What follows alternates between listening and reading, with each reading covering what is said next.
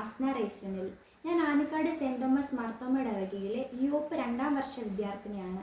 ഇത് നമുക്ക് ലഭിച്ചിരിക്കുന്ന തിരുവചനം എഫേസ്യർ 2-ാം അധ്യായം 8, 9, 10 തിരുവചനങ്ങളാണ്. കൃപയാണല്ലോ നിങ്ങൾ വിശ്വാസം മൂലം രക്ഷിക്കപ്പെടുന്നത്.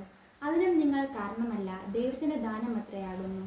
ആരും പ്രശംസിപ്പാതിരിപ്പാൻ പ്രവൃത്തികളും കാരണമല്ല. നാം അവൻ്റെ കൽപ്പനയായി സൽപ്രവൃത്തികൾക്കായിട്ട് ക്രിസ്തയേശുവിൽ സൃഷ്ടിക്കപ്പെട്ടവരാകുന്നു. നാം അവ ചെയ്തു പോരേണ്ടതിന് ദൈവം അവ മുന്നൊരുക്കിയിരിക്കുന്നു. തലകളെ വണക്കം പ്രാർത്ഥിക്കണം. ദൈവമായ കർത്താവേ, ഇന്നത്തെ ഈ നല്ല ദിവസത്തിനായിട്ട് ഞങ്ങൾ നിന്നെ സ്തുതിക്കുന്നു, സ്തോത്രം ചെയ്യുന്നു. അടിയങ്ങൾ കേട്ട ഈ തിരുവചനത്തെ ഉൾക്കൊണ്ട് ജീവിക്കാൻ ഞങ്ങളെ സഹായിക്കണമേ ദൈവമേ. അവിടുത്തെ കൃപയാലും കരുണയാലും മാത്രമാണ് ഞങ്ങൾ രക്ഷിക്കപ്പെടുന്നത്. അതും അവിടുത്തെ ദാനമാണെന്ന് വീണ്ടും ഞങ്ങളെ വചനത്തിലൂടെ ഓർമ്മിപ്പിച്ചു തന്നല്ലോ ദൈവമേ.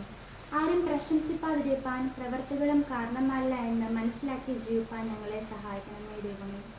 അവിടുത്തെ കൈപ്പണിയായി സൽപ്രവൃത്തികൾക്കായിട്ട് ക്രിസ്തയേശുവിൽ സൃഷ്ടിക്കപ്പെട്ടവരാണെന്ന ബോധ്യത്തോടെ അനുനിമിഷവും ജീവിപ്പാൻ ഞങ്ങളെ സഹായിക്കണമേ എന്ന് ക്രിസ്തയേശുവിൻ്റെ ധന്യമുള്ള നാമത്തിൽ പ്രാർത്ഥിക്കുന്നു, അപേക്ഷിക്കുന്നു. കൃപയോടെ കേട്ട് ഉത്തരമിടുമാറാകണമേ. ആമേൻ.